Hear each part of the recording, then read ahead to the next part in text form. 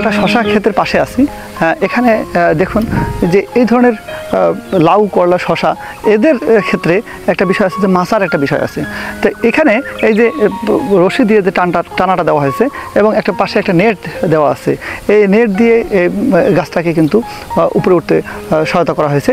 এতে করে যে বাঁশ দিয়ে যে মাছা দেওয়া যে খরচটা, এটা কিন্তু অনেকটা লাগে নাই বা অ্যাভয়েড করা গেছে।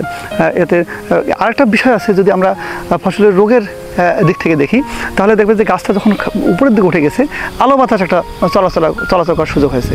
এতে করে এই যে এই ধরনের যে মানে ফসলের বিশেষ করে শশা, লাউ এদের যে পাউডার মিলু এবং ডাউনি মিলু এই দুইটা রোগ হয়, এইটা কিন্তু অনেক মানে কমে যাওয়ার একটা সম্ভাবনা আছে এখানে, কারণ এখানে আলো বাতাসটা চলাচলের সুযোগ আছে। ধন্যবাদ।